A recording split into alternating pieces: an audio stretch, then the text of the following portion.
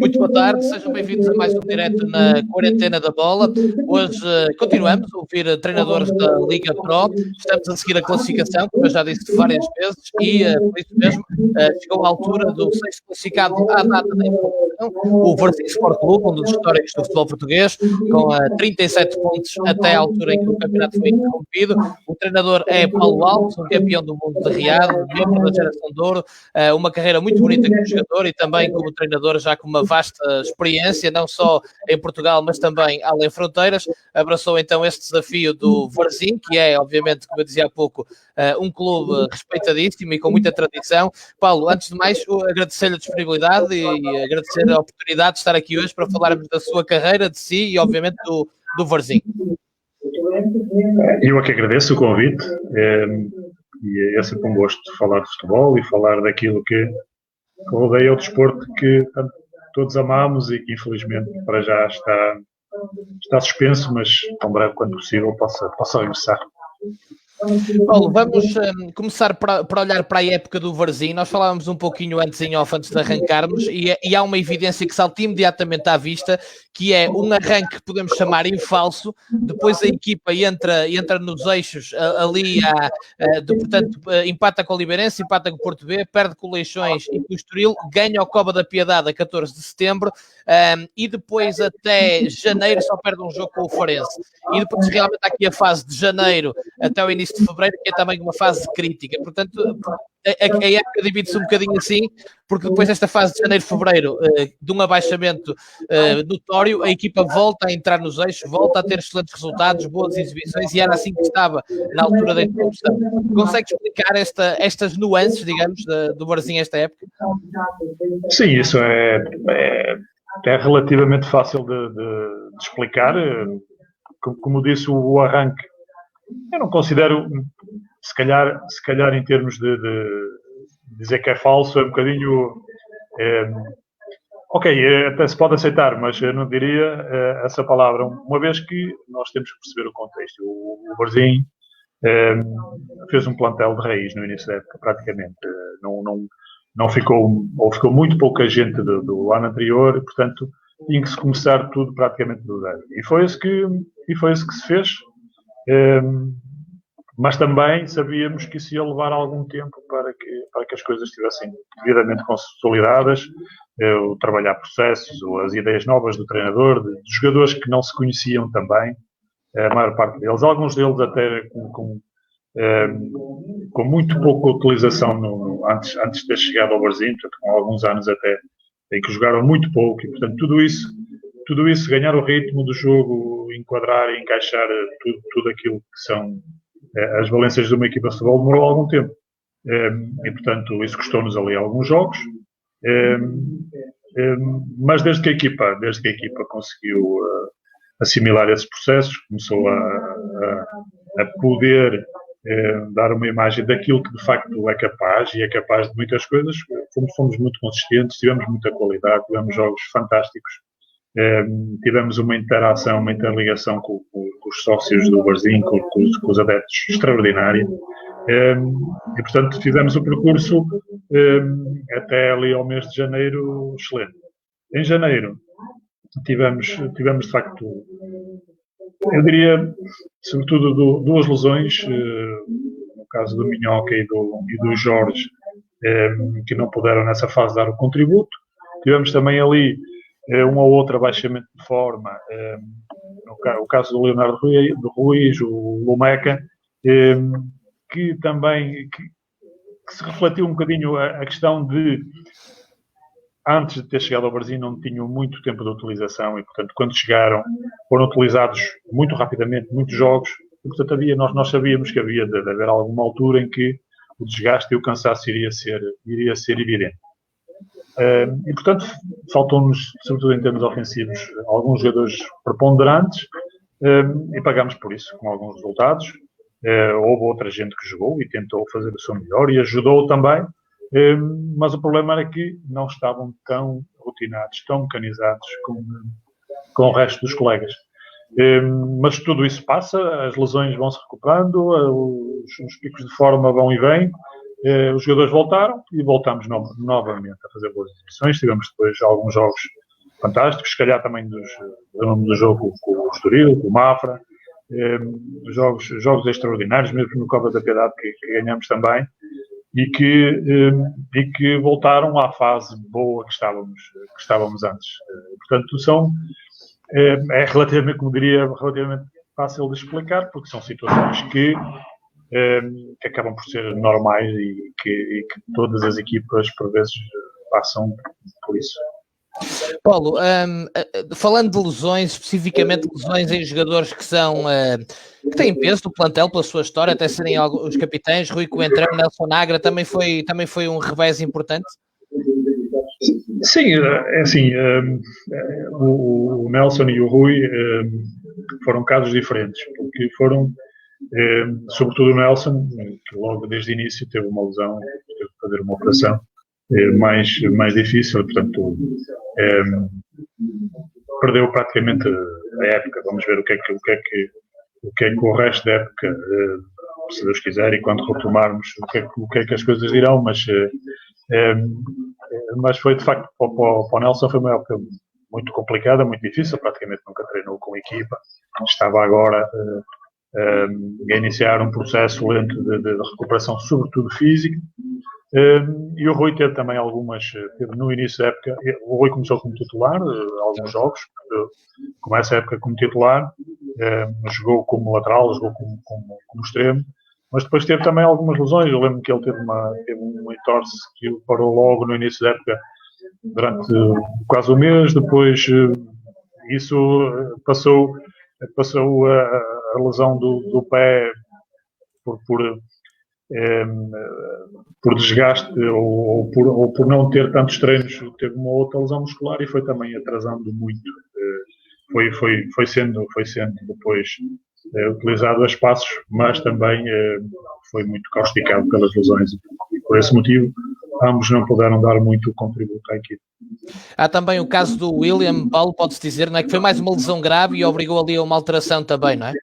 Sim, o William de facto estava também, era dos jogadores que estava também a começar a encaixar-se na equipa, estava muito bem na altura, e partiu para o Ónimo e Mafra e praticamente também acabou por perder a época. Tivemos de facto alguns contratempos nesse sentido, mas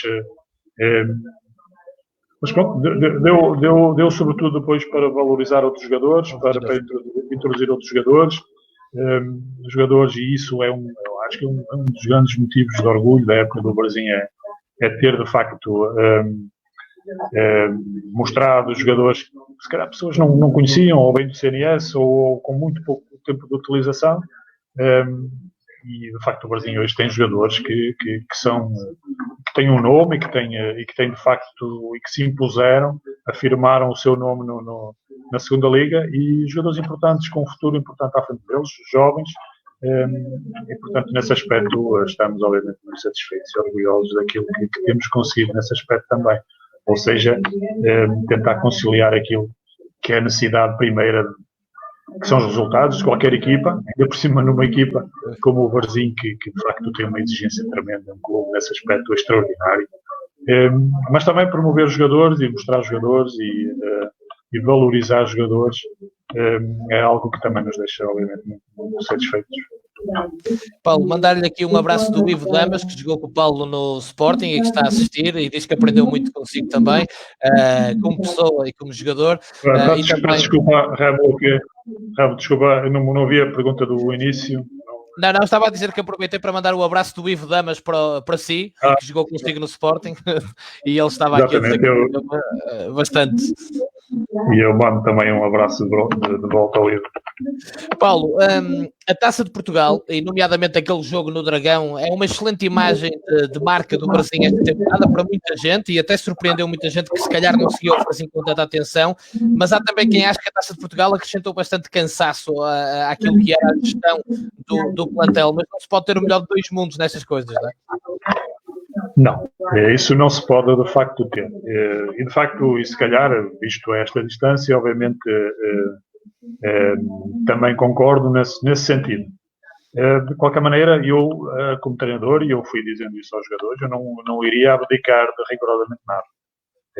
Portanto, eu sei que há clubes ou treinadores que valorizam, e obviamente para nós também a Liga é sempre o mais importante, para qualquer equipa, para qualquer treinador.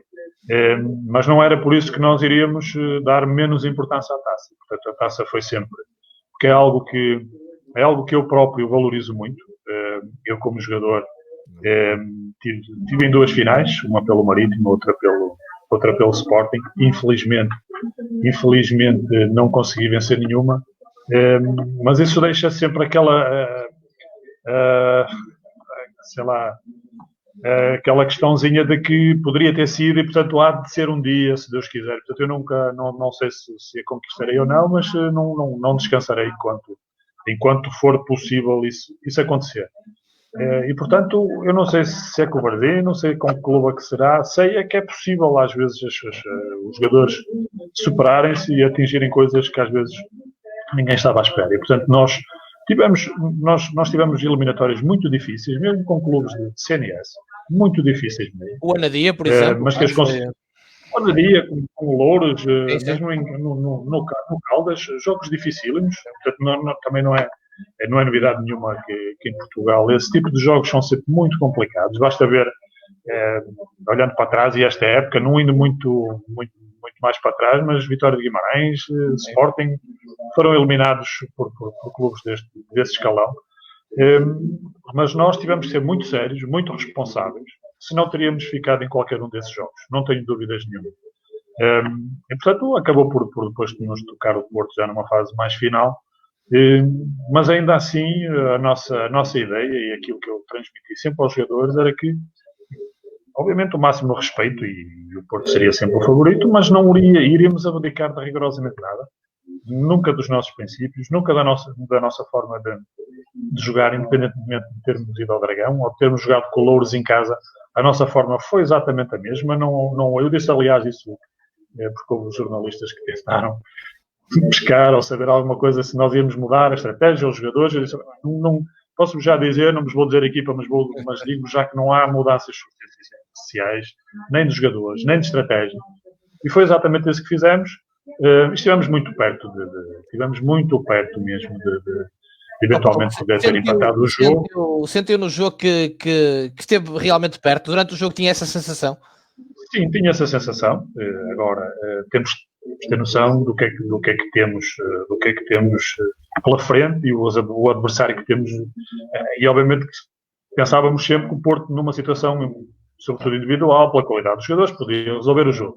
Mas enquanto isso não foi, isso não ficou definido, acreditei sempre até ao fim, porque nós temos também esse tipo de jogadores que a qualquer altura podem também resolver o jogo, ter um momento de inspiração. Nós tivemos jogadores nesse dia que fizeram um jogo extraordinário, o Meca, o Rui Moreira, o mesmo Leonardo, o Hugo, toda a gente.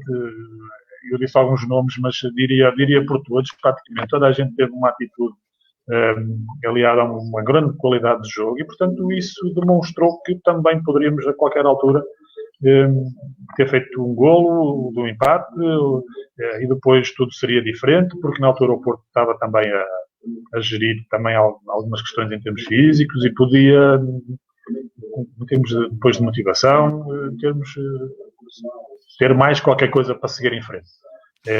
Mas, obviamente, também temos que saber o que é que está do outro lado, uma equipa muito mais experiente, muito mais habituada a este tipo de ambientes, e penso que terá sido isso um pouco que fez a diferença.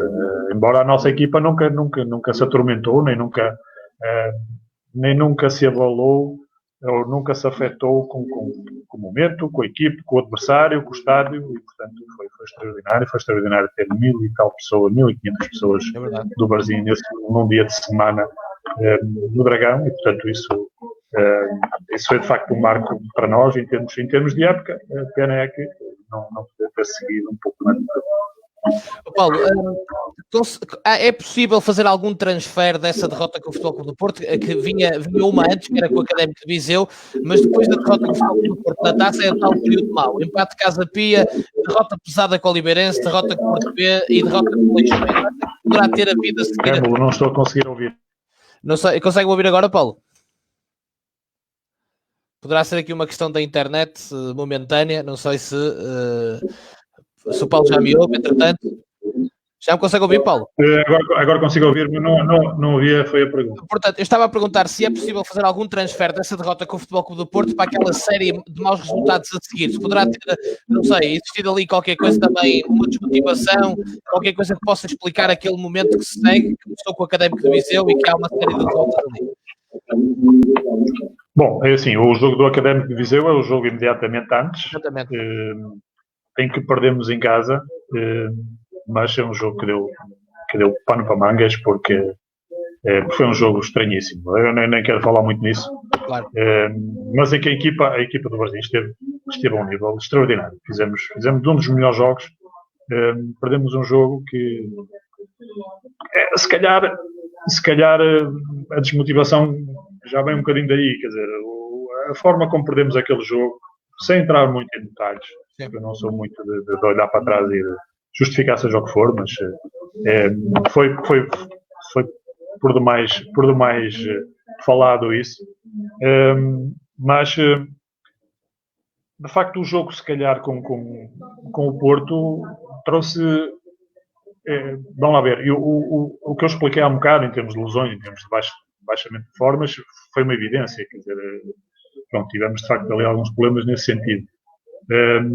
Mas pode de facto o jogo do Dragão ter trazido alguma tristeza, algum desencanto, porque os jogadores perceberam e sentiram que se calhar poderiam e tinham condições para ir mais longe. Como digo sempre, com o máximo respeito pelo Futebol Clube do Porto, mas pode ter sido.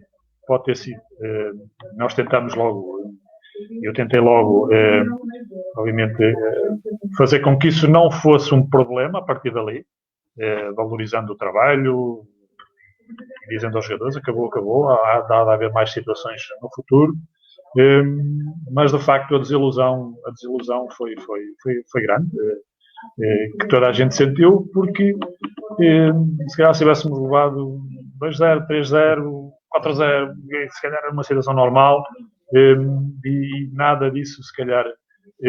Mas não, nós dividimos o jogo, tivemos muito tempo até no Dragão, se calhar por cima, com muita qualidade de jogo, os jogadores perceberam e foram amplamente elogiados, e pode ter vindo daí de facto algum desalento, algum desencanto, que imediatamente nos jogos seguintes não foi possível se calhar libertar ou tirar esse peso, entre aspas, se calhar de cima, e pode ter influenciado alguma questão. Mas isso é aquelas questões mentais que às vezes psicologicamente as equipas atravessam, que é muito difícil perceber isso. A verdade é que a seguir entramos numa fase mais difícil em termos de resultados,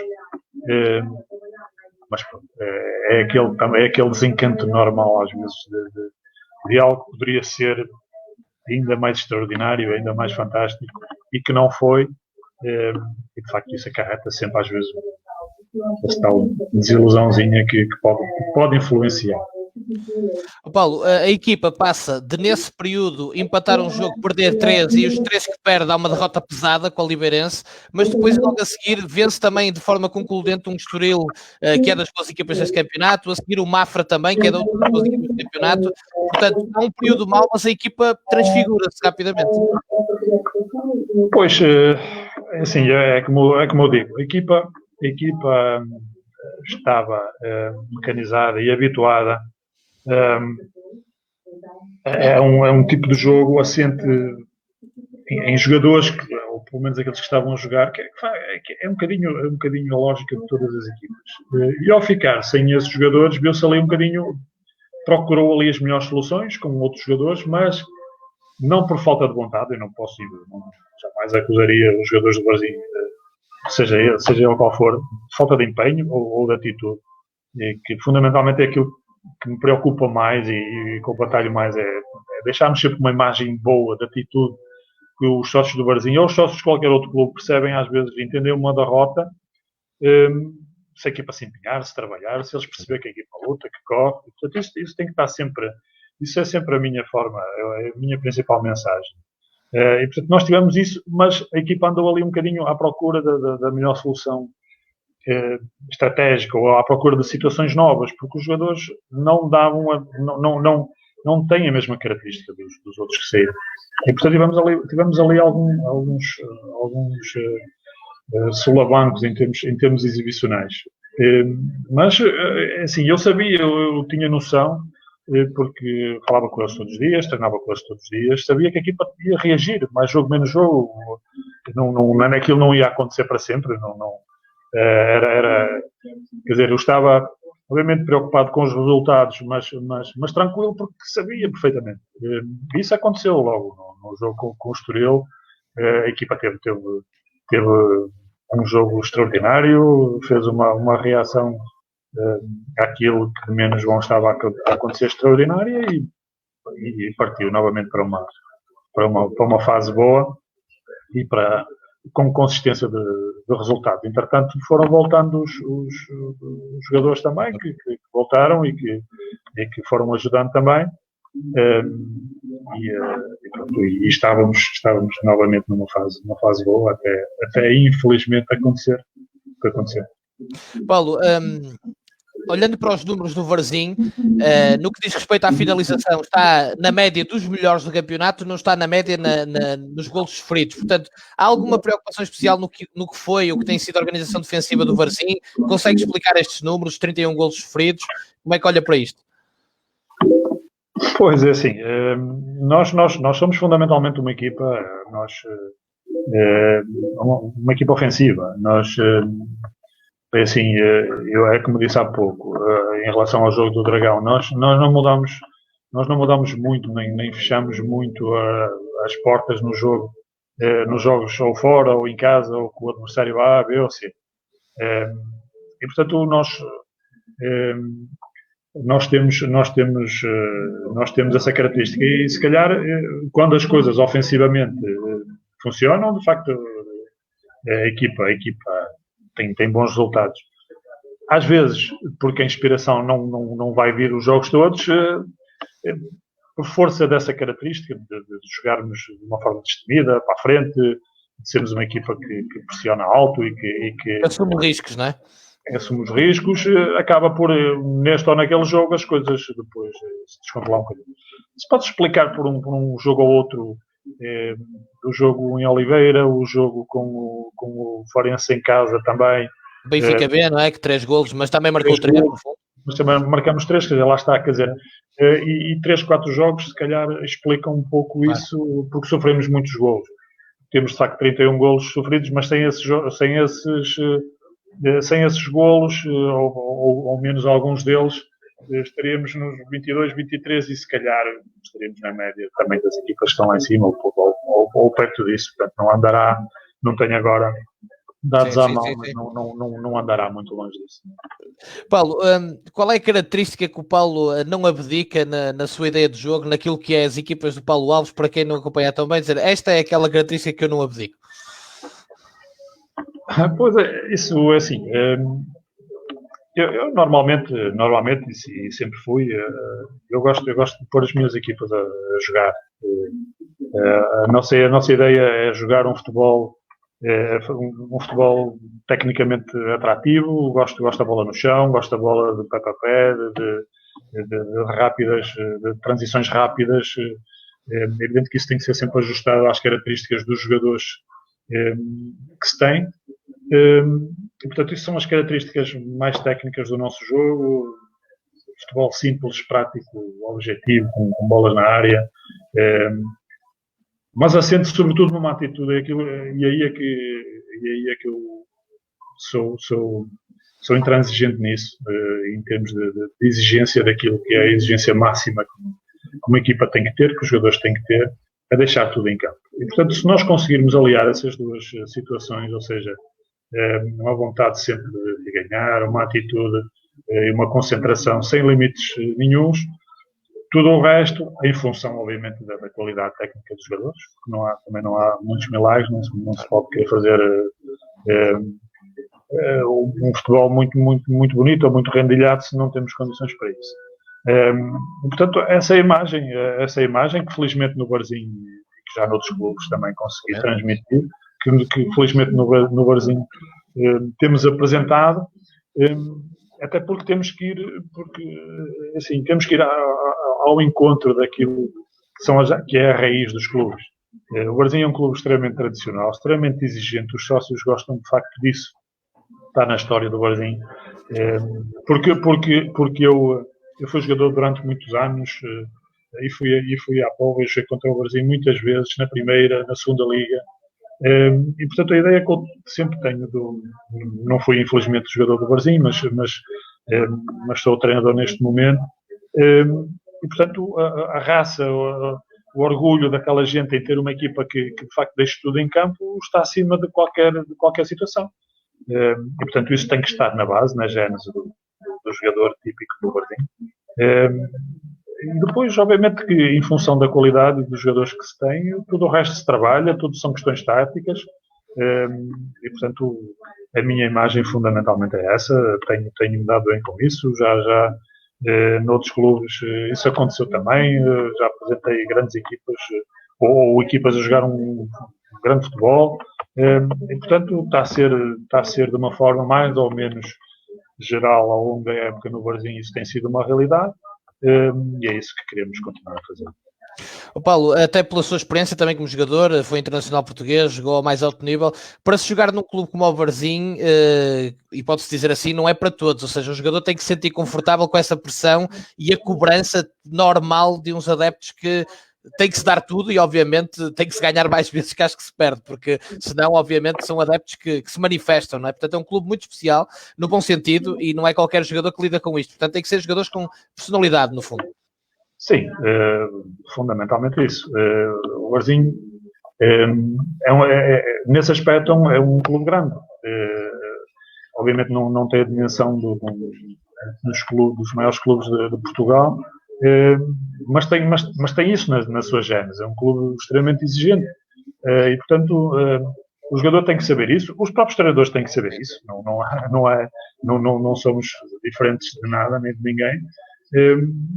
E, portanto, tem que estar na mente de cada um de que não se pode defraudar aquela gente. Porque a gente trabalha, a gente com uma conotação ao mar muito forte, as dificuldades da vida. E, portanto, o Varzim é um clube que eles amam, tem uma paixão exacerbada, completamente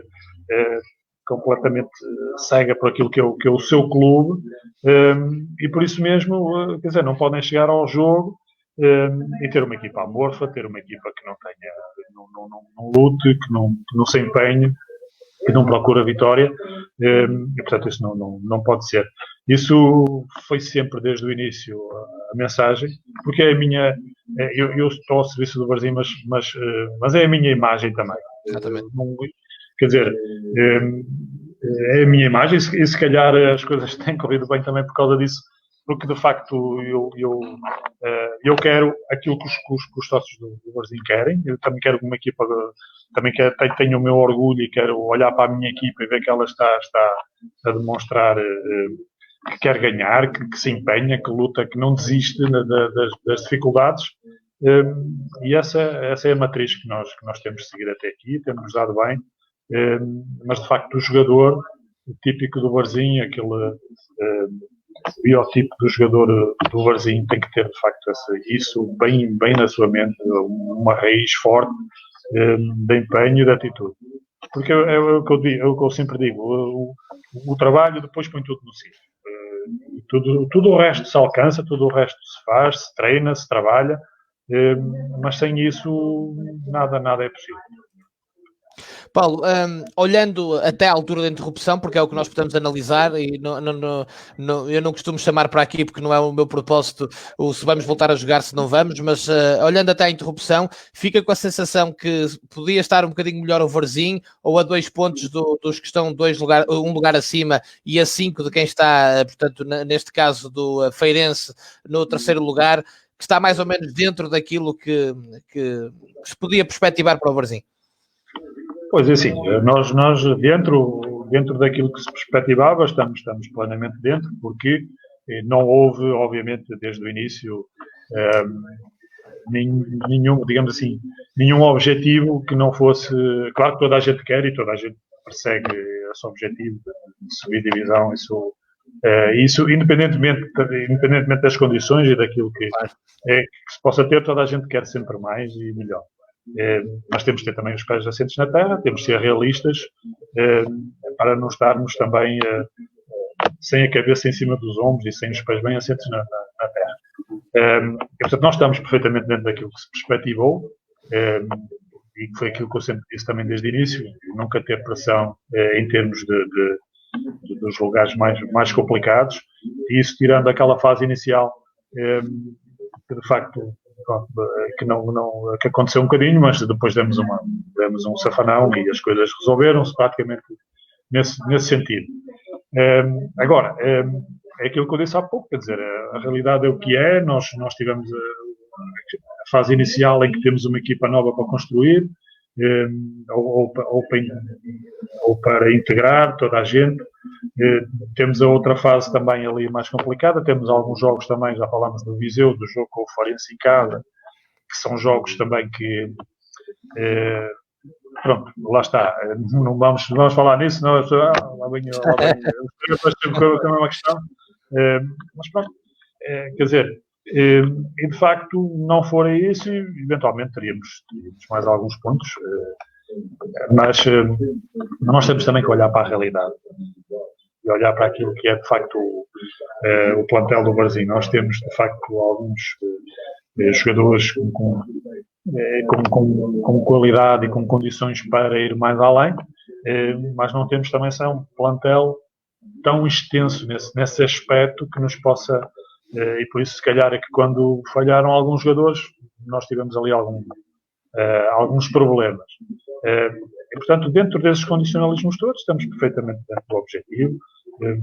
Faltam 10 jogos e nós, obviamente, como até aqui a mensagem isto sempre obviamente com entre aspas das coisas melhorar e retomarmos e recomeçarmos dentro das melhores condições possíveis.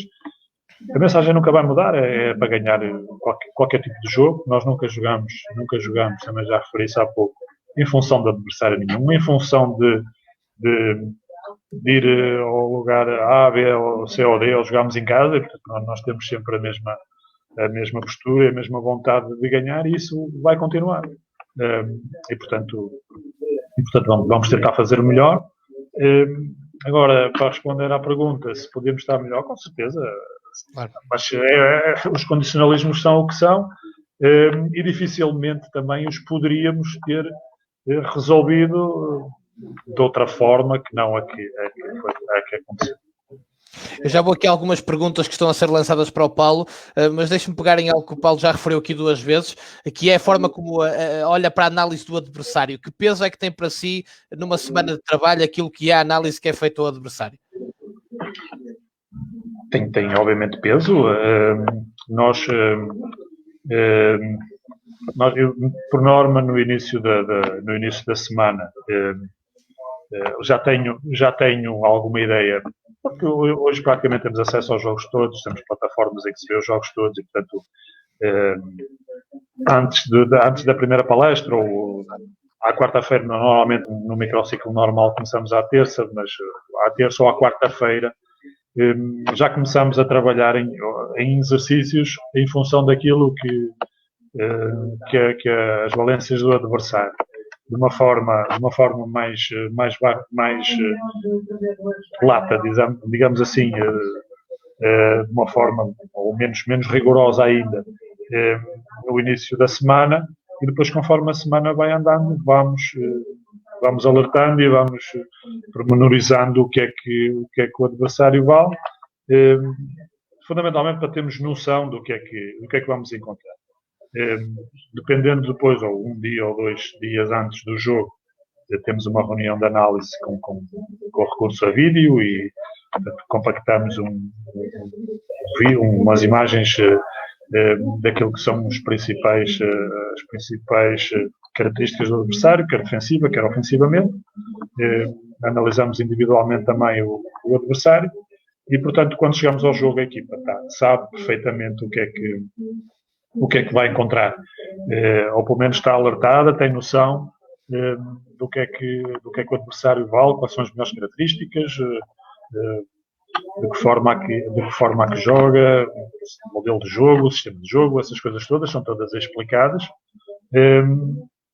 Mas isto é muito importante, é o seguinte, portanto, isto é feito, mas sem nunca pôr em causa, sem nunca abdicar daquilo que são os nossos princípios. Nós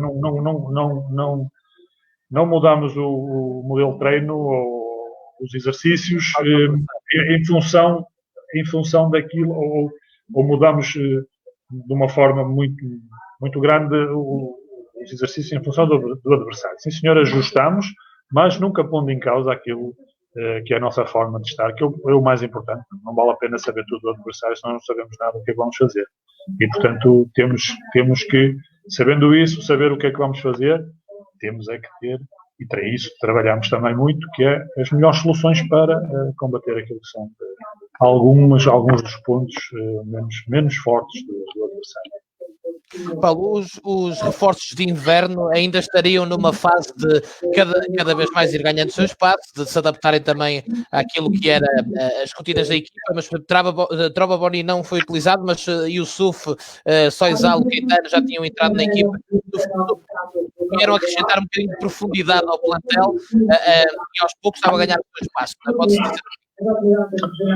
Sim, dizer? sim, o Caetano já era um jogador já que tinha trabalhado comigo, que eu já conhecia, e, portanto, não teve dificuldades de integração, mas, obviamente, pelo longo tempo de paragem que teve algumas dificuldades também, sobretudo em termos físicos, de estar ao nível dos colegas tão cedo.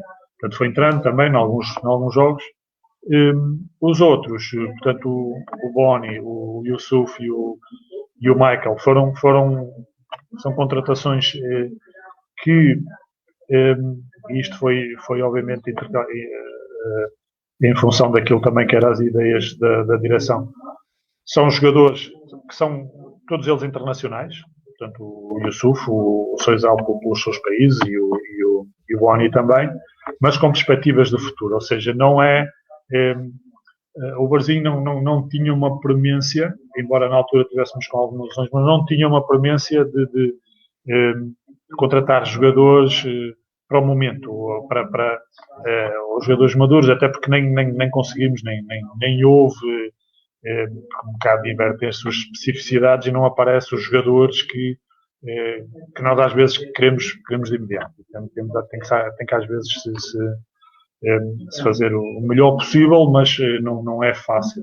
Os melhores jogadores, obviamente, estão nos seus clubes e a jogar. E, portanto, é isso que se está a fazer. Está-se a tentar integrar.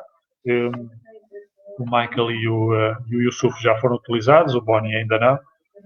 Mas estão a fazer o seu percurso, sobretudo, de integração e, sobretudo, também nos fazer perceber a nós qual é o potencial que têm, aquilo que podem ter ou que podem trazer em termos de benefícios para o Varzim num futuro próximo.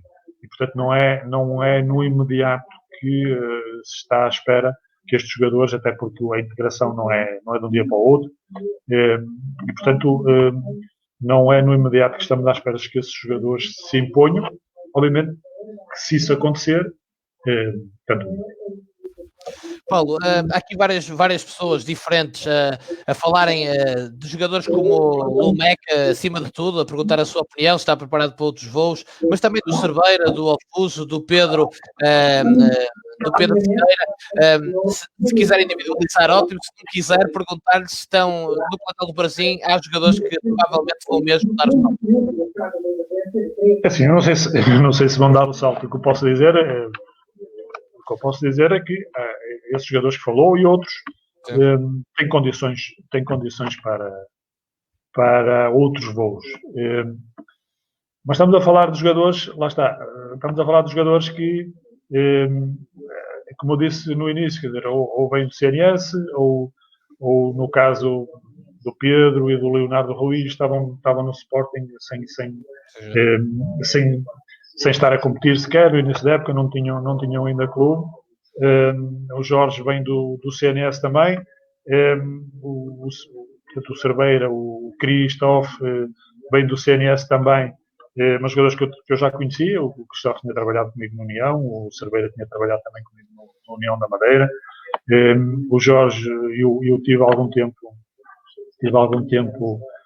o ano passado, quando cheguei à Arábia, parado, e vejo jogos de CNS, vejo jogos de segunda liga, e de facto, como qualquer treinador, penso eu, munimo ou fui fazendo algum scouting, que nunca sabe o que é que pode acontecer, e conseguimos trazer alguns desses jogadores, alguns que eu já conhecia, alguns que tinha visto, e que por este motivo ou por aquele não tinham ainda dado um salto, ou estavam sem ser utilizados há muito tempo, e portanto é um dos motivos de orgulho que eu tenho, que é neste ano, que é ter, de alguma forma, ter trazido esses jogadores para a ribalta, ter trazido esses jogadores ao conhecimento das pessoas, porque têm valor, porque têm condições de facto para mais e para dar alguns saltos. O caso do Lumeca foi um jogador que foi aconselhado ao Varzim no início da época, portanto analisámos, e era um jogador que também tinha já alguma experiência de alto nível. Ele tinha jogado na Premier League, no Crystal Palace. Depois andou ali emprestado a alguns clubes, e que foram jogadores que foram crescendo e que se foram impondo, e que neste momento são mais valias do Varzim, e que poderão ser jogadores que no futuro próximo possam de facto dar outros saltos. Tem condições para isso, não tenho dúvidas. Paulo, tem aqui o Flávio Santos a perguntar-lhe se o porquê de no início da época o Afuso e o Lumeca não terem sido logo a opção. Ainda estava numa fase de adaptação? Pois, o problema é esse. É o que eu estava a referir há pouco dos jogadores que chegaram, entretanto agora em janeiro, e, portanto, quer dizer, o Lumeca vem de um contexto completamente diferente. As coisas foram muito difíceis para ele no início. O Jorge até entrou logo no primeiro jogo na Covilhã, no jogo da Taça da Liga, mas depois teve alguns jogos em que nem sequer foi com a equipa, porque as coisas não saíam, a adaptação ou não estava ainda vincada. Portanto, isto faz parte também do percurso normal dos jogadores. Por exemplo, adaptou-se imediatamente o William. Porquê? Porque vinha do Famalicão, vinha da segunda, ou tinha estado no Famalicão, no Arouca, portanto já perfeitamente adaptado à segunda liga e à realidade que veio encontrar. E esses jogadores não tiveram isso e não conseguiram impor-se logo. Mas foram fazendo o seu caminho com calma, tiveram paciência, tiveram também, sobretudo, a ambição de querer vencer, não desistir, de acreditar que tinham também o seu potencial nunca esteve em causa, mas foram-se adaptando a mim também, ao treinador, que tem novas ideias, que tem uma forma de estar, de jogar, que obviamente eles também não conheciam, nem sabem, nem era suposto, e portanto apareceram um pouco mais tarde. Isto não tem nada de anormal, nem tem nada de estranho, porque é mesmo assim. Isto acontece nos grandes clubes, acontece no Varzim, acontece nos clubes mais pequenos, é normalíssimo. Paulo, o Pedro Teixeira diz que na eventualidade de voltarmos a ter campeonato, será obrigatoriamente à porta fechada, com os jogos à porta fechada. Para um clube como o Varzim, fará muita falta agentes do Varzim para incutir a mentalidade vencedora normal do Varzim, não é? Sim, isso para nós é um revés muito grande.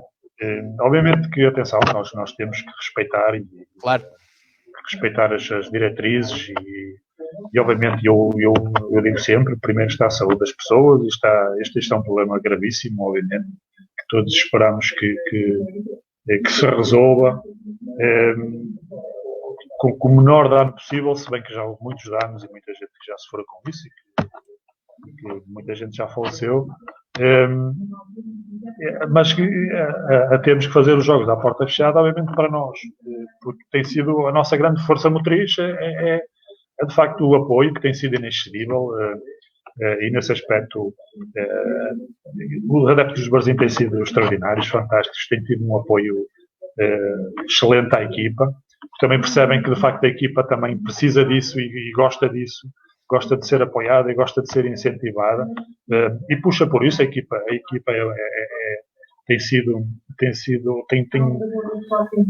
tem feito com que as pessoas façam isso, porque a equipa demonstra essa capacidade de se impor no campo e de querer ganhar. Isso é muito importante.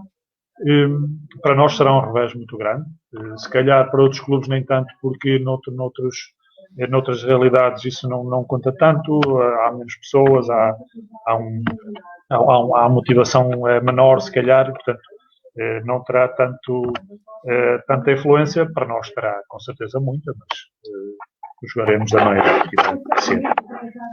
Paulo, em setembro entrou o novo presidente, Edgar Pinho, e tem aqui também várias perguntas nesse sentido. Por exemplo, o Flávio está aqui a perguntar se a entrada do novo presidente trouxe estabilidade ao Varzim. Sim, sem dúvida. Aliás, eu já tive a oportunidade de dizer que grande parte do sucesso do Varzim está nessa estabilidade, não tenho dúvidas nenhumas, porque o início da época, de facto, o Varzim teve ali alguma instabilidade diretiva, portanto, o presidente que estava no início da época acabou por sair, depois houve uma comissão técnica que tentou, de facto, e que coincidiu também ali com a altura do mercado, que tentou também por terminar o plantel, porque não estava, o plantel ficou ainda sem as definições que tinha que ter. Felizmente chegaram no final o Hugo, o Leonardo e o Fred Maciel, que vieram de alguma forma completar um pouco o plantel que estava em déficit. Se calhar também alguns desses resultados e do arranque em falso, como falamos há pouco, também teve um bocado a ver um pouco com isso. Nos faltava ali um ou outro jogador, e portanto ainda conseguimos esses jogadores, mas de facto a situação não estava estabilizada, não estava normalizada.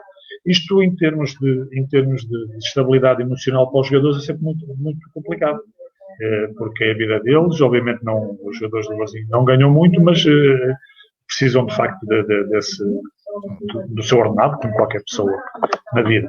E portanto as coisas estavam até de facto a direção chegar, dar garantias e segurança de trabalho a toda a gente, as coisas estavam ali um bocadinho mais complicadas. Com a chegada da nova direção, encabeçada pelo Sr. Edgar Pinho, de facto acabaram esses problemas. Percebemos que as pessoas tinham de facto a seriedade e a competência para liderar e para nos dar segurança ao grupo de trabalho, e isso é sempre uma mais-valia para qualquer equipa. Portanto, nunca mais houve problemas nesse sentido. Tudo aquilo que estava contratualizado e definido com os jogadores, com a equipa técnica, tudo foi sempre tudo cumprido, e portanto parte obviamente deste sucesso também, com certeza, da direção e da estabilidade que trouxe ao plantel. Paulo, o Varzim durante muitos anos, como o Paulo se lembra, lá, na altura ainda como adversário e depois já como treinador, foi dando ao futebol português grandes nomes. Eu apontei aqui alguns: Bruno Alves, André, Luís Neto, Marafona, Salvador Agra, só para dizer nos tempos mais recentes. E há sempre a pergunta se o Varzim ainda continua a ter esta elan na formação, se vai investir nesta formação. Esta época, por exemplo, o Ismael tem que começar a treinar, entretanto foi por dentro do espaço, mas acha que ainda é possível este trabalho do Varzim? Sim, assim, o Varzim com certeza, como disse, é uma referência nesse aspecto na formação no futebol português. Mas como em todo o lado, como no Varzim, como noutros clubes, há gerações e há gerações. Portanto, estamos numa fase em que, infelizmente, eu estou lá desde o início da época, portanto não serei também a pessoa indicada para falar em termos de formação no Varzim nesta altura. Mas tem sido uma fase em que não tem, infelizmente, saído muitos jogadores ou jogadores que possam passar logo para a primeira equipa. De qualquer maneira, há jogadores que nós também temos no plantel que são da formação do Varzim, que estão também a seguir o seu percurso e a sua integração, para percebermos se no futuro também poderão ser jogadores que possam fazer parte do plantel. Mas isso é uma questão que o Varzim tem que de facto reativar e reanimar novamente os seus escalões de formação. E eu sei que, obviamente, não sendo obviamente algo que eu possa falar muito nesta altura, mas sei, porque as pessoas falam muito nisso, os responsáveis, que querem de facto um Varzim também formador e que querem reformular tudo aquilo que tem sido a formação, porque acho que é das coisas mais importantes, porque eu também fui internacional e fui miúdo e fui, digamos assim, também fui formado neste tipo de clubes assim, em que as pessoas sentem mais a mística, sentem mais o Varzim, é uma questão quase de família, de raiz ao clube, à cidade, e portanto isso é de uma importância extrema. Agora, daí até esses jogadores poder fazer parte de um plantel profissional, obviamente vai muito mais coisas, e o Varzim tem que ir, seguramente irá de uma forma gradual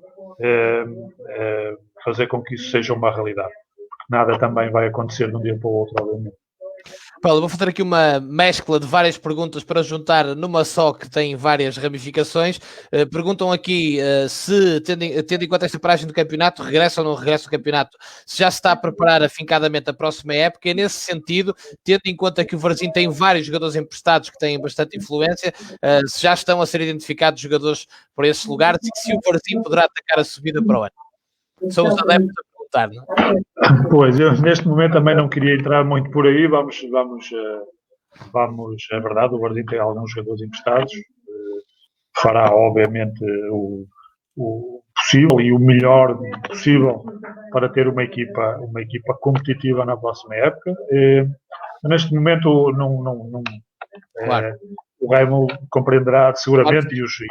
e as pessoas e os amigos, alguns amigos que eu já vi que entraram aí, o Cláudio, o Ivo, o Pedro, o Silva, a malta que eu conheço e que por quem tenho grande respeito. Mas neste momento a questão é tentar terminar a época, tentar que as coisas normalizem o máximo possível e que possamos terminar a época em paz, e depois, obviamente, tudo se resolverá, e não queria, obviamente, até pelas características ou pelo momento que vivemos, não estar a entrar em grandes comentários sobre um futuro que neste momento o importante é que seja tão cedo quanto possível, se assim terminado em paz, que as coisas possam melhorar e possamos começar de facto aí sim, já com outra normalidade a próxima época. Ora bem, o Maurício Santos, que fez o estágio consigo e agradece por isso, pergunta-lhe se dá sempre minutos na fase inicial dos treinos para a parte física de forma isolada.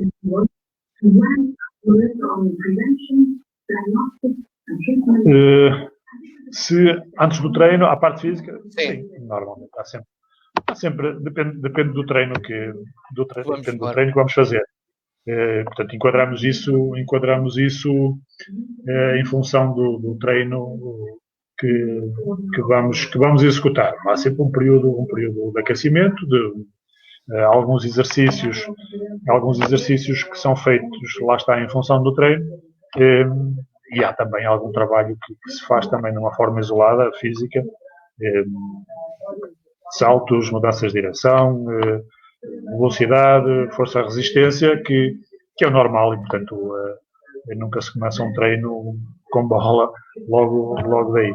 E, portanto, há sempre um espaço isolado em termos físicos que se faz para preparar imediatamente a ativação e preparar os jogadores para aquilo que vai ser a realidade do treino, ou do treino no seu grande conceito. Paulo, o facto de ter sido um ponta de lança internacional português e por isso da elite, faz com que seja um bocadinho mais exigente com quem joga nessa posição ou olha para isto como um todo? Não, é assim, tem que olhar como um todo. Não posso privilegiar mais uma posição ou outra. Tem que olhar como um todo, obviamente. Aquilo que eu terei, eventualmente, obviamente, por razões óbvias, é um conhecimento melhor daquilo que é os movimentos de um ponta-lança do que os movimentos de um defesa central. Embora, obviamente, tenha que os perceber e tenha que corrigir um defesa central ou um lateral, tenha que o ajudar, mas, obviamente, por ter passado os anos que passei como um ponta-lança, dá-me mais à vontade de falar sobre essa posição, de aconselhar, de ajudar, de corrigir alguns movimentos que os pontas-lança fazem. E, portanto, tenho essa vantagem, mas não posso fazer disso um fator de privilégio para os avançados, porque senão jogava com guarda-redes e 10 pontas-lança. Esta pergunta também vai no sentido que há muita gente que, ao analisar o Varzim, por exemplo, olha para o Leonardo Ruiz e diz que há ali um crescimento assinalável do Leonardo este ano, e muita gente diz que também tem muito a ver com o seu trabalho, não especificamente de ponta de lança, mas o trabalho geral coletivo que acabou por beneficiar muito o Leonardo e que realmente salta à vista, que parece um jogador mais maduro, com mais equilíbrio. A qualidade sempre esteve lá, mas ele agora realmente tem marcado a diferença, não é? Sim, o Leonardo é um caso, eu vou dizer que é um caso especial para mim, como são os outros jogadores, mas o Leonardo, porque eu defrontei o Leonardo algumas vezes, quer no Porto B, quer no Sporting B, na altura, ao serviço do Beira-Mar, ao serviço do Penafiel, e vi muitos jogos dele.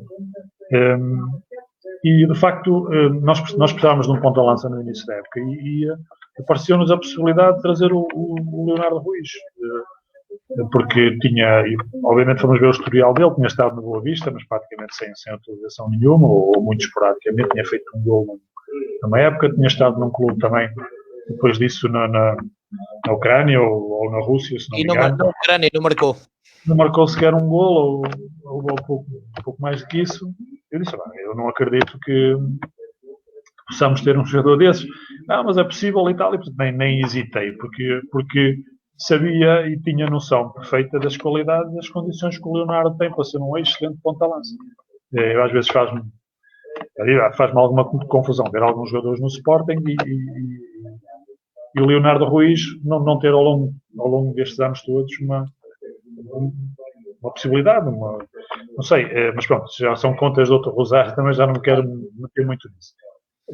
Mas de facto ele veio e não foi difícil perceber que a qualidade estava lá tudo e mais alguma coisa. É um ponta-lança fantástico, extraordinário. Não há, obviamente que é daqueles que não é preciso dizer muitas coisas, é preciso dar-lhe algumas orientações, porque o resto está lá, ele sabe o que fazer. E tem uma coisa que se calhar muita gente não percebe, quer dizer, porque o ponta-lança tem que ter algo que o diferencia dos outros, tem que ter aquele feeling, aquele faro pelo golo, aquele instinto que não se explica. Não adianta estarmos aqui a falar muito sobre isto, quer dizer, ou se tem ou se não tem, claro. E olha-se para um jogador e vê-se que tem, e olha-se para o outro e vê-se que não tem. Portanto, ele tem isso. Cada vez é mais raro, não é fácil encontrar isso. E, portanto, é um dos jogadores que eu, obviamente, respeito de uma grande carreira, porque, além disso, é um miúdo extremamente humilde, um relacionamento fantástico, muito, muito simples, trabalha muito bem e, portanto, está ali um potencial jogador fantástico no futuro. E é daqueles pontos de lança também, Paulo, que imagino que agora, porque trabalha muito, não é só a questão da finalização. Muita gente viu o Dragão e disse, este homem trabalha muito, mas eu vi alguns jogos da Liga do Varzim, realmente é um jogador que envolve muito. Sim, é um jogador. Nós temos, o Varzim tem um grupo fantástico de jogadores. Solidário, não é? Solidário, e que se envolve no jogo. E, portanto, isso também leva a que uns puxem pelos outros e, por vezes, um está um bocadinho mais em baixo e vai buscar, os outros vão buscá-lo e trazem-no para cima. Portanto, é um grupo, nesse aspecto, muito, muito bom. Portanto, eles têm prazer em envolver-se no jogo. E isso é extraordinário, e o Leonardo faz isso na perfeição também. Portanto, ele não é daqueles jogadores que esteja só na área a pensar nele ou a fazer as coisas dele. Se tiver que ajudar, ajuda. Se tiver que vir atrás do central, bem. Se tiver que, por troca de posição, vir atrás de um lateral, bem também. E o extremo fica no meio. Portanto, não tem problemas nenhuns nisso. Por isso é que eu digo que é um jogador humilde, trabalhador, de equipa. E isso são predicados fantásticos para um jogo de futebol. Que, infelizmente, cada vez menos há disso no futebol. Paulo, aqui uma pergunta muito interessante do Vasco, que tendo em conta que os treinadores que mais gostam de trabalhar e que o mercado socialmente, para aquilo que ele fala hoje como treinador, também se ainda utiliza ferramentas do Carlos Queiroz. É uma excelente pergunta, e de facto utilizo ferramentas do professor Carlos Queiroz e de outros treinadores, aquelas que a mim me parecem melhores, que eu acho que se podem, que eu posso introduzir naquilo que é o meu conceito de jogo, no modelo de treino, de jogo, de sistema, seja o que for. Mas há de facto, a pergunta é muito interessante, porque há de facto referências, que nós temos de ter referências na vida. Uma das minhas maiores referências é, sem dúvida nenhuma, é o professor Carlos Queiroz, porque, diga-se o que disser, não é? Alguém que nos transforma em campeões do mundo, não é, quer dizer, isto não se passa um pano por cima disto. E, portanto, ele foi-me descobrir a Vila Real, numa altura em que eu era um estudante e jogava ao domingo, embora tivesse já a paixão e eu acreditasse que podia vir a ser um jogador de futebol. Então, ele foi-me lá descobrir. Fui internacional no Sport Clube de Vila Real com ele. E, portanto, ele tinha além do tratamento fantástico que tinha connosco, de nos deixar à vontade, de nos motivar, tinha já ferramentas que na altura não existiam, que era a sistematização do treino, que era a organização do treino já por fases, que hoje se faz muito, mas que na altura não existia. Portanto, ele foi o grande precursor do treino moderno.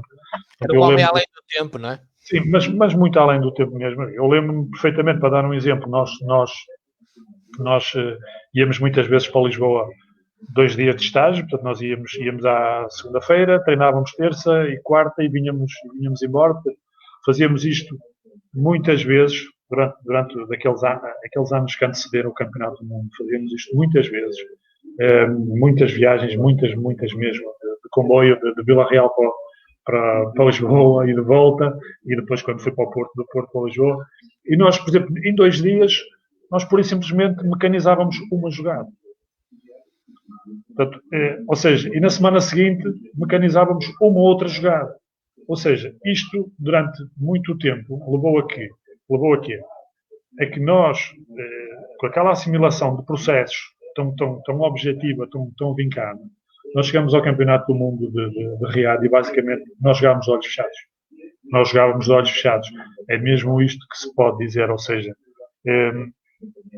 isto hoje que nós fazemos, a sistematização do treino, digamos assim, os conceitos que nós temos que assimilar diariamente, nós fazíamos isso. E, portanto, é uma grande, além de obviamente ter sido campeão do mundo com ele, é uma grande ferramenta que ele nos deixou a todos.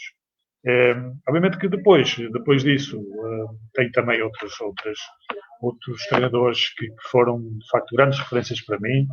O Paulo Autuori, que foi meu treinador durante 3 anos no Marítimo, foi um treinador que eu jamais esquecerei sobretudo pela motivação que ele dava aos jogadores. Não sei explicar como, mas conseguia tirar tudo e mais alguma coisa de nós. Era um motivador extraordinário.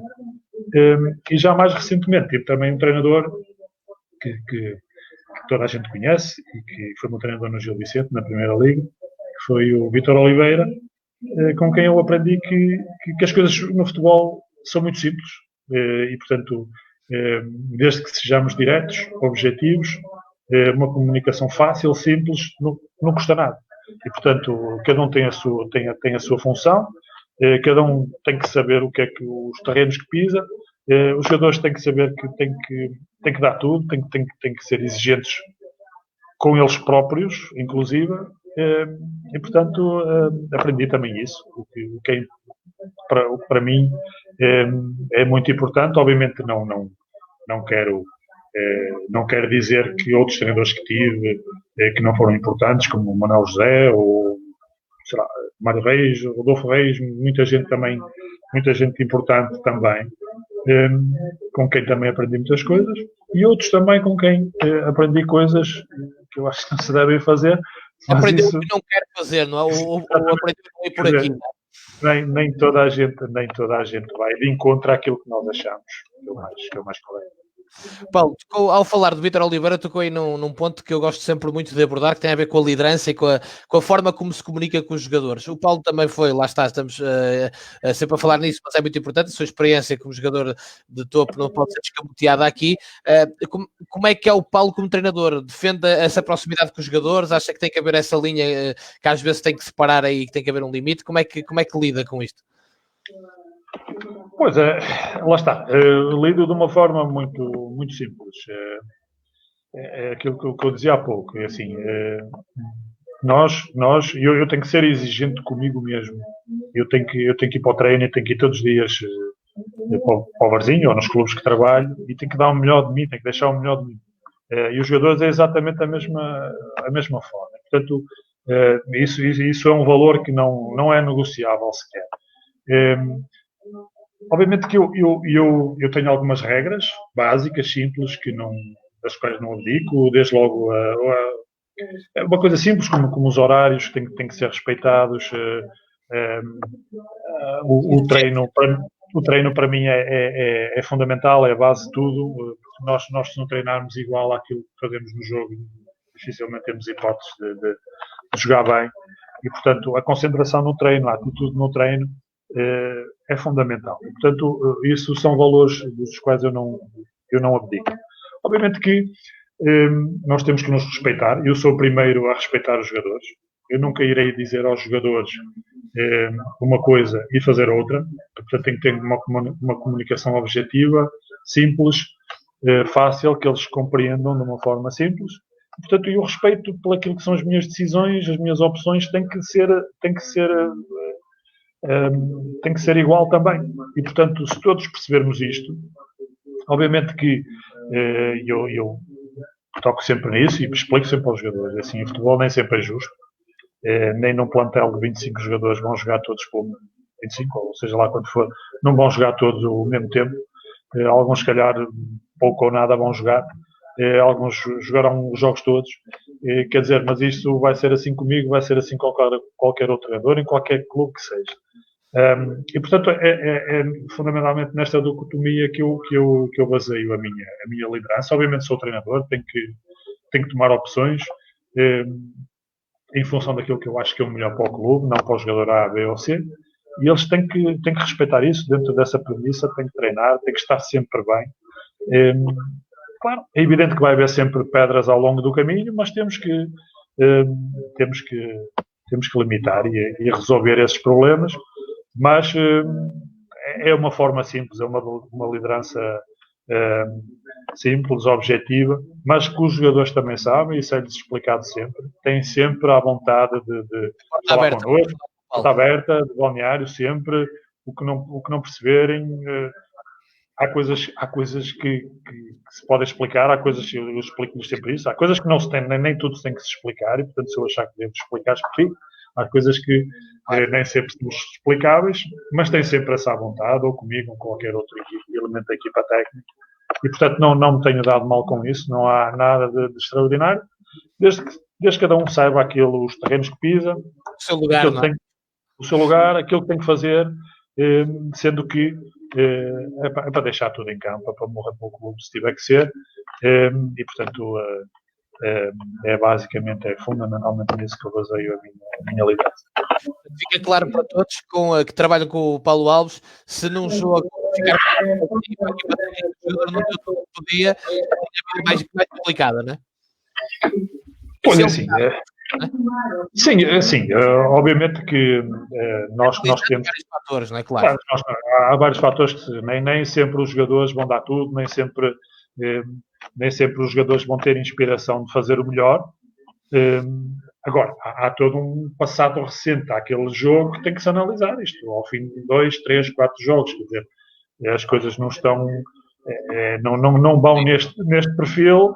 Obviamente tem que se resolver, tem que se falar com o jogador, o que é que se passa. Às vezes há outros problemas, quer dizer, isto tudo faz parte de uma análise mais global que tem que se fazer. Cada caso é cada caso, e portanto tem que se agir em função daquilo que achamos que é o melhor para cada jogador em cada momento específico. Paulo, foi para si fácil despir a pele do Paulo jogador em 2004, 2005 para depois logo na época seguinte ser o Paulo treinador? Conseguiu fazer rapidamente essa mudança de chip? Não foi fácil. Não foi fácil. Eu deixei de ser jogador, passei a diretor desportivo no Gil Vicente. Exatamente. E no ano seguinte fui confrontado pelo Sr. Fiuza. Eu estava inclusive no Brasil, estava a fazer scouting e o Gil, o presidente ligou-me. Isto é uma história que vou tentar sintetizar, mas que foi mesmo assim. E o presidente liga-me para o Brasil, tens que voltar, porque o treinador, na altura, o Gil tinha perdido em Alvalade, nem era pelo resultado. Segundo aquilo que eu soube, foi mais uma questão de algum caso que se terá passado e que o treinador iria sair. E nós vamos mudar de treinador e não sei o quê, a ver se eu tinha viagem só passado por uns dias para a frente, a ver se vens rápido, porque temos que ver isto, porque não sei o que, o clube estava já abaixo da linha d'água. E eu lembro-me que eu vinha até no avião, marquei logo a viagem para o dia a seguir, e vinha apontar alguns nomes, porque pensei que o presidente queria a minha ajuda para tratarmos de um treinador para vir. Quando chego, ele manda-me logo ir à casa dele, logo imediatamente à casa dele, e confronta-me com isto. Também não tenho muito dinheiro, não quero trazer agora aqui ninguém que não sei se vai resultar ou não. Tu conheces a equipa, conheces os jogadores, estás em condições, achas que tens competência para pegar nisto até ao fim? Mas disse-me logo, mas no final voltas para diretor desportivo. E eu fiquei. Minha esposa tinha-me ido buscar ao aeroporto, estávamos por baixo da casa dele, ela estava à minha espera, isto era mais ou menos a hora do almoço, e eu fiquei estupefacto. E disse, presidente, olha, eu não estava à espera disso. Então pronto, não há problema e tal, vamos arranjar um treinador e não sei o que. Espera aí, calma e tal. E fiquei assim um bocado surpreso. Disse, deixa-me ir, olha, então deixa-me ir, não vais nada, porque à tarde ou dás treino ou não dás. Deixa-me ir almoçar com a minha mulher. Que ela está lá embaixo à minha espera. Eu, no fim, vou ali almoçar qualquer coisa, digo-lhe já. E fui almoçar com a minha esposa. Lembro perfeitamente disso. E expliquei à minha esposa, aconteceu isto assim. O que é que eu vou fazer? Quer dizer, pensem nisto, não é? Um jogador a deixar de jogar há 2 meses, tem uma equipa de primeira liga abaixo da linha d'água, quer dizer, ainda por cima um clube e uma cidade onde eu casei, onde eu vivo ainda hoje. E a minha mulher disse-me, não sei, se é isso que tu queres, não sei o quê. Liguei ao presidente, olha, ok, vamos lá levar isto até ao final.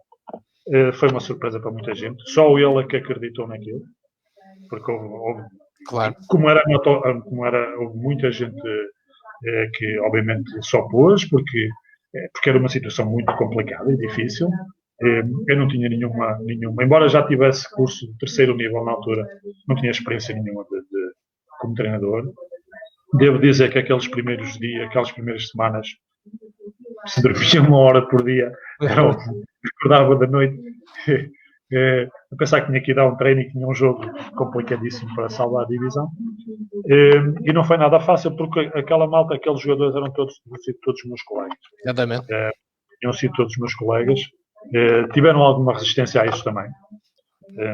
Também normal e natural, por estar ali um colega. Mas o que eu fiz foi muito simples. E disse, malta, a situação é assim.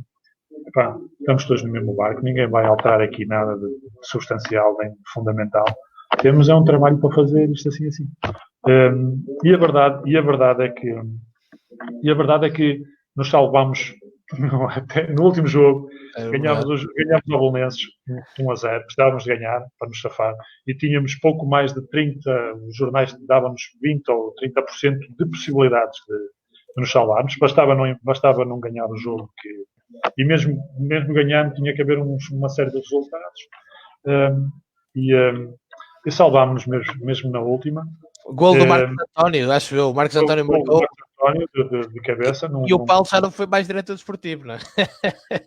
Não, porque depois no final, isto é uma história, um dia talvez eu escreva um livro sobre isto, porque isto coincide com a descida depois do Gil Vicente na secretaria do caso Mateus. Portanto, isto depois há ali problemas gravíssimos.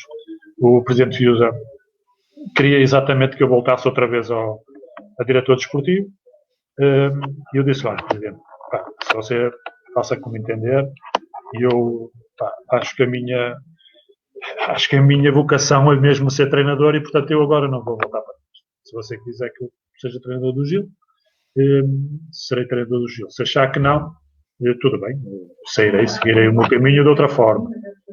Eu lembro da reação dele. O presidente Fiusa, para mim, é uma pessoa muito especial, porque foi de facto, foi ele que me deu esta oportunidade. Não diga-se do que disser, isso não posso nunca esquecer. Mas ele disse-me lá, naquele jeito dele, já sabia, eu já sabia que tu ias fazer isto, e não sei o quê. Presidente, tenha paciência. Não é? Então, claro. se eu acho que a minha vocação é esta agora, porque eu não lhe tinha dito que voltava ou deixava de voltar para diretor, ele é que disse, depois voltas. Mas isso agora não dá. E pronto, depois acabamos por ficar, aquela confusão toda de vai para a primeira, vai para a segunda, não sei o quê. E acabámos todos por ir para a segunda liga, com os problemas que depois durante anos a fio o clube teve, depois acaba por regressar mais tarde e acabámos por subir no campo. Pronto, o Gil subiu agora na época passada, foi reposto o tribunal ter dado razão, mas foi assim que aconteceu e não foi fácil, ainda a pergunta, não foi fácil o início, mas lá está, tive que ir com calma, tentar levar os jogadores com jeito, e eles acreditaram.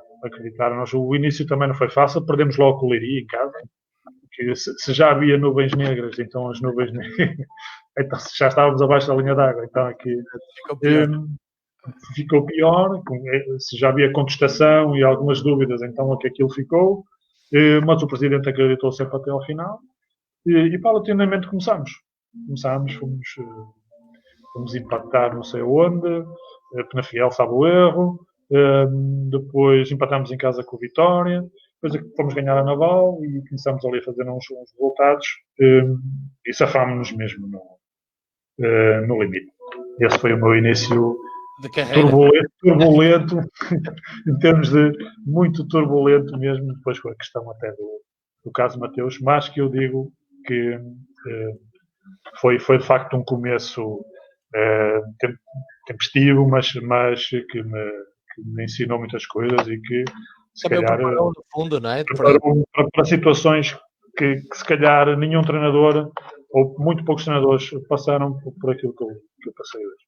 É pelo jogo de cintura que foi preciso no balneário, com jogadores experientes, Carlitos, Carlos Carneiro, estou-me a lembrar alguns já de cabeça, Nandinho, por exemplo, não é? Era um plantel com muita experiência. Nandinho, Gouveia, João Pereira, João Vilela, Portanto, era um plantel com massa crítica, não é? Sim. Os jogadores já com muita história. O Abé tinha sido campeão nacional. Sim, Marcos António, Gregoris, um plantel, era uma excelente equipa, uma boa equipa, muito boa equipa. Paulo, depois no seu percurso como treinador, há 2 experiências fora de Portugal, uma no Irão e uma na Arábia Saudita. O que é que guarda destas experiências e como é que foi para si trabalhar nestes locais em que a cultura futebolística, mas também do país, é muito diferente da nossa? Pois é, assim, essas opções que eu tive, sobretudo a do Irão, teve muito a ver com algum nessa altura eu tinha estava algo desiludido se calhar comigo mesmo ou com a vida. Como é que eu vou te explicar isto? Porque há opções que eu tive que se calhar hoje não as tomava. Há opções que eu tive mais. Essa opção, sobretudo de ir para o Irão, foi uma má opção. Mas que eu tinha feito um ano no Beira-Mar. Lá está, também com situações gravíssimas, complicadíssimas. Eu devo dizer praticamente que desde que cheguei lá em dezembro, a equipa não recebia, os jogadores passavam fome. Um clube daqueles, um clube fantástico, extraordinário, um clube que se sente o peso também da história, mas que estava a passar um momento complicadíssimo. Estava de questão mesmo de sobrevivência, que acabou mesmo por morrer. Não foi possível. O clube depois não teve forma de se inscrever na segunda liga. Mas nós fizemos ali um trabalho extraordinário, mesmo no meio do caos total e absoluto. Fizemos um trabalho extraordinário. E eu pensei, bem, isto é capaz de dar a algum lado. Talvez, pronto, o Beira-Mar não se conseguiu inscrever, mas fiquei muito desiludido porque não consigo clube, não consigo colocação, isto não é possível. E apareceu-me aquela situação do Irão, e eu fui, embora eu sabia e tinha havido alguns contactos, embora eu sabia que, quer dizer, eu não tinha entrado por uma questão de pormenor, pronto, porque podia ter ido para ali, podia ter ido para lá, mas sabia que traria ali rapidamente. Mas fiquei, como disse há pouco, desiludido e fui para o Irão. Um clube que estava a apostar para subir divisão, aquilo era a segunda liga. O contrato não era mau. Ok, vou apostar, já que não vou ficar cá sem fazer nada, e fui, e de facto fui encontrar um clube que até tinha bastante massa associativa e muita gente nos jogos, e as coisas até nem começaram a correr mal. O que acontece? É uma história também fantástica. O que acontece? O presidente do clube era uma pessoa com muito dinheiro, era um construtor civil de Teherão, mas que era natural dessa cidade, uma cidade a 300 km de Teherão, que era que estava a investir no clube. Tinha um diretor desportivo, tinha tratado de tudo, e por isso tinha ido buscar um treinador estrangeiro, e não sei o quê. E as coisas até começaram, lá está, com a minha adaptação, pronto, o início não foi fácil, mas lá começamos mais ou menos e tal. E temos um jogo grande em casa, em que tínhamos 30 mil pessoas, uma coisa impressionante, contra um clube vizinho. E nós ganhámos o jogo aos 95 minutos, num canto, um central foi lá, uma cabeçada, ganhamos o jogo, uma festa extraordinária. O que é que eu me apercebi daquilo? O preparador físico era o meu tradutor. Era um iraniano lá da cidade, portanto, traduzia. Ele tinha-me explicado que o tipo lá que estava a investir queria terrenos para fazer um estádio novo, porque aquele já estava meio velho, mas queria também uns terrenos para fazer uns prédios, para pagar o estádio, não sei o quê. E com aquela vitória, o tipo foi ao... Mas a Câmara não lhe estava a dar os terrenos, por qualquer motivo, não sei. E ele aproveitou aquela vitória no dia a seguir, foi à Câmara aproveitar a euforia toda, porque aparentemente o Presidente da Câmara, o tipo lá da cidade, também estava na festa e não sei o quê, e chegou lá e pediu-lhe, ou você me dá os terrenos para eu para eu começar o estádio, os prédios e não sei o quê, ou então tiro o tapete. E o gajo não lhe deu os terrenos, o presidente da Câmara não lhe deu os terrenos. O gajo ligou para o clube, para o diretor desportivo, olha, acabou, não paga mais ninguém, para os treinadores, se quiser ficar, podem ficar, mas não pago mais, e não sei o quê. Nós já tínhamos, que eles pagam, no Irão pagam por tranches, pagam 3 em 3 meses. Nós tínhamos recebido uma, mas a outra já estava em atraso, e não sei o quê. Pá, acabou, não há hipótese, não pagamos mais nada, e não sei o quê. E ainda ficámos lá mais 15 dias. Devo dizer que perdi pelo menos 2 clubes bons em Portugal nessa altura, por não poder ter vindo logo embora. Porque obviamente nós também queríamos receber pelo menos a outra tranche que já estava em falta. Mas acabamos por ir embora, quer dizer, foi assim uma coisa tão... Mas também é uma experiência que fica para se saber também o que não se deve fazer depois, não é? Se voltar a acontecer algo do género, não é? Exatamente, quer dizer, eu depois vim passado, e de facto confirmou-se aquilo, passado 15 dias, 3 semanas, fui para Penafiel, fui logo para Penafiel. E, portanto, eu sabia que não faltavam clubes aqui, ou em termos, sobretudo, de segunda liga, mas aconteceu isto, quer dizer, e eu provavelmente não tinha nada que ter feito aquilo, e meter-me numa coisa, embora tenha ficado com uma experiência, mas provavelmente tinha arranjado, se calhar, outras situações aqui mais cedo, se calhar com outras perspectivas mas pronto. Na Arábia Saudita, pronto, já era uma primeira liga, era uma situação já diferente em termos daquilo que a possibilidade encerrava em si. A questão foi que fui para um clube, fui encontrar um clube completamente sem profissionalismo nenhum, completamente desorganizado, uma equipa que não era mesmo possível fazer nada. Lá está, vai-se um bocadinho, quer dizer, e aí que eu digo que... mais frágil do campeonato, de longe, não é? Sim, acabou por descer divisão, não tinha qualquer possibilidade. Pronto, ainda se tentou trazer alguns jogadores em janeiro, mas já tinham muitas vagas de estrangeiros fechadas, portanto não havia possibilidades, e não havia muito pano para mangas para fazer coisas. E, portanto, às vezes há situações que se tenta, não é? Que se tenta, porque e nós, eu às vezes penso um bocadinho assim, às vezes nós pensamos nós próprios que podemos fazer coisas que na verdade não são possíveis. E, portanto, isto é mesmo assim, temos a crescer com isto. De qualquer maneira, foram 2 experiências que ficaram. Não foram boas experiências, mas encontrei gente boa, quer no Irão, quer na Arábia Saudita. Encontrei gente boa e gente com algum que sabia o que estava a fazer, mas em contextos onde não é possível fazer muitas coisas. Porque acreditem que o futebol português, em termos de organização, em termos de mesmo clubes de CNS, segunda liga, primeira liga até nesse fala, em termos de organização, em termos de rigor, até mesmo em termos de condições de trabalho, em relação a esses países, por muito mais dinheiro que eles tenham, nós não.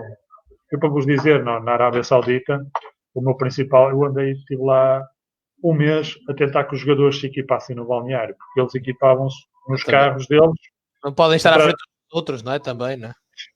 Não, eles podem, mas convinha equipar-se. Eles tinham condições e alguns equipavam-se nos balneários estrangeiros, mas, quer dizer, uns equipavam-se atrás de uma baliza, nos carros, outros vinham de casa com a roupa do outro, de treinar o dia anterior, ainda com a lama do dia anterior.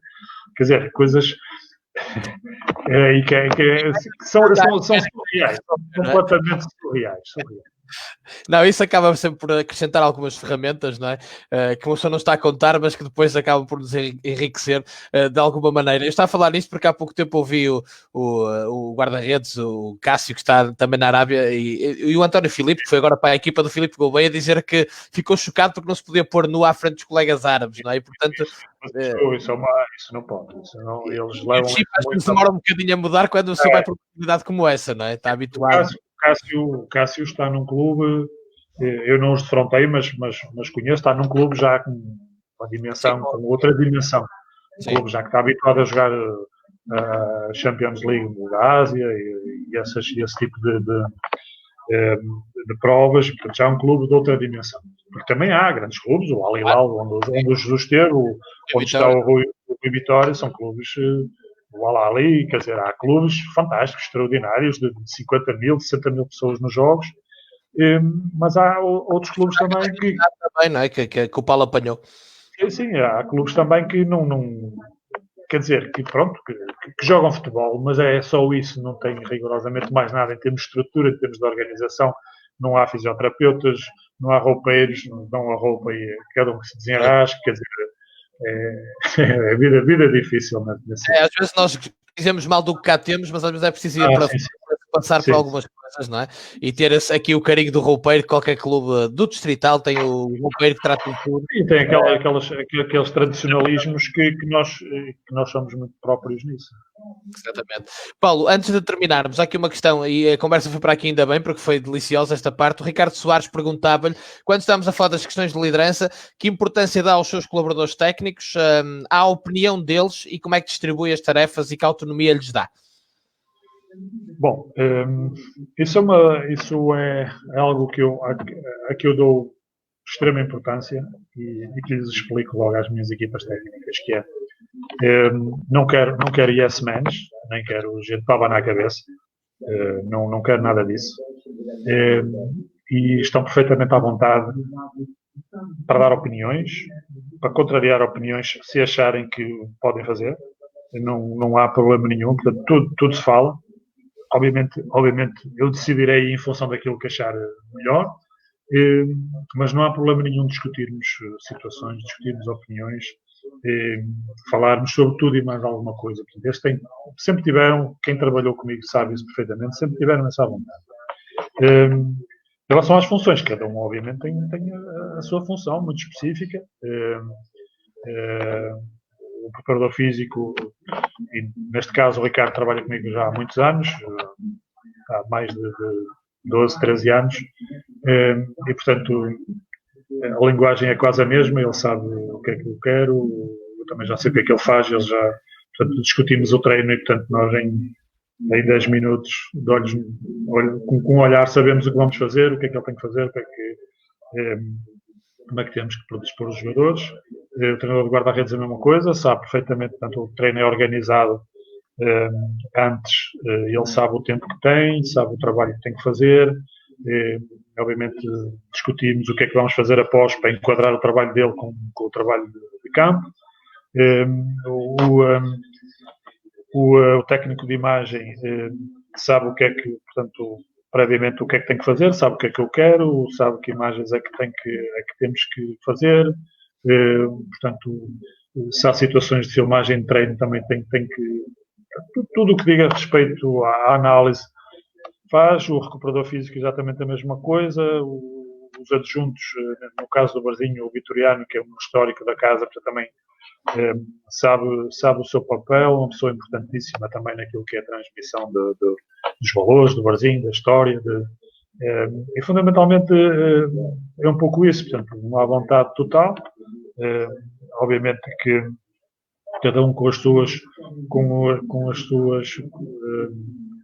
a definição daquilo que tem que fazer, do seu papel, e portanto dá-nos bem. E, neste momento no Barzinho temos uma equipa técnica fantástica, de pessoas que se percebem bem e que obviamente também o sucesso está aí também, está numa equipa técnica coesa, competente nas suas vertentes, cada vez mais há mais vertentes nas equipas técnicas e mais quadrantes que temos sempre que estar atentos, mas noutros clubes e com outras pessoas também foi um pouco assim, e portanto guardo sempre uma amizade boa com todos eles, e com a perspectiva sempre de um futuro podemos voltar a trabalhar, sem dúvida. Paulo, para terminarmos com o chave de ouro e na sequência do que estávamos a falar há pouco, se é que nos pode contar aquela história que eu me lembro de ter lido, acho que no Expresso, que levou uma cabeçada enriada e que acordou mais tarde e nem sabia onde é que estava, não é? Essa é uma das histórias fantásticas da minha vida. Bom, assim, eu comecei como titular no Mundial, não é? Aliás, comecei como titular e ganhámos o primeiro jogo, eu marquei aos 90 minutos, um fantástico gol de cabeça contra a Checoslováquia na altura, e no segundo jogo contra a Nigéria. Nós vamos já contra a Nigéria como titular e os tipos da Nigéria, aquilo até houve muitos problemas depois por causa da idade e não sei o quê dos tipos. E eles estavam no nosso hotel, era assustador, mas assustador mesmo. Então tinha lá um tipo, não sabíamos, depois com as imagens que o professor mostrou, não sei o quê, que era central. Que o gajo é bom, vocês não estão a ver, na minha área, mas uma coisa, que umas pernas, nós tínhamos medo de entrar com eles no elevador. Os gajos, cada perna, cada moca, como é que a gente vai virar estes gajos? Só que, assim, eles eram grandes, mas nós éramos pequenitos, magrinhos, eu não era muito pequenino, mas magrinho, malta muito pequenina, o João Pinto, o Filipe, o Jorge Couto, o Folha, o Abel, pronto. Mas o problema é que nós éramos muito rápidos e jogávamos muito bem, nós escondíamos a bola. Mas nesse jogo da Nigéria, eu lembro-me, assim, eu sou sincero, não me lembro.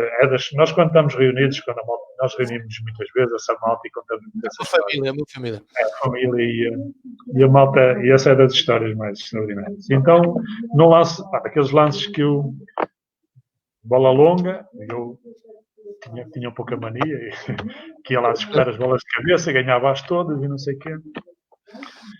E eu fui lá disputar uma bola e eventualmente o tipo ter dado uma cabeçada ou uma cotovelada, eu sinceramente não consigo me lembrar. Mas a questão é que eu continuei no jogo.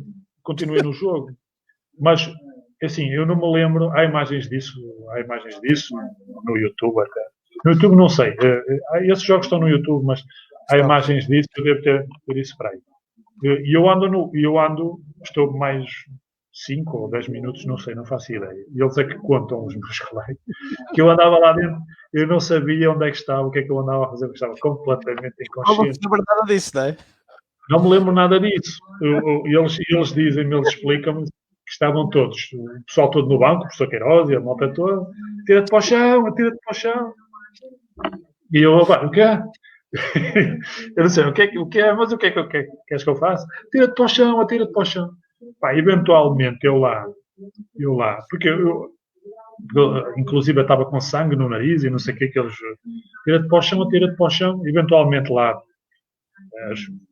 me atirei para o chão, não sei se foi consciente ou se foi já de estar meio inconsciente, grog mesmo.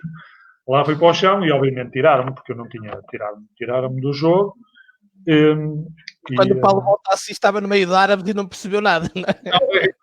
Entretanto, metem-me numa ambulância, mas sem me lembrar de nada, não sei, levam-me para o hospital.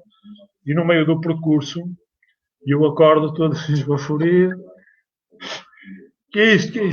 Quando vejo uma ambulância com aquelas máquinas todas e não sei o quê, e a primeira imagem eu vejo dois árabes, eventualmente seriam enfermeiros ou médicos, não sei, mas com as vestimentas dele, com os turbantes e não sei o quê. E eu, que é isto? Onde é que eu estou? E eu lembro-me que o saudoso já faleceu, João Silva, que se vocês lembram que foi histórico massagista da Federação e do Belenenses, pôs uma mão assim em cima do peito, no braço, e eu olho para o lado, estava ele e estava o doutor da seleção, o doutor Pinho, que aquilo aparentemente terá sido grave, ou não sei o quê.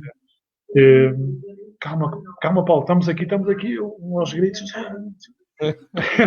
Já estou noutro mundo. Eu só que tinha sido raptado pelos árabes ali num determinado momento.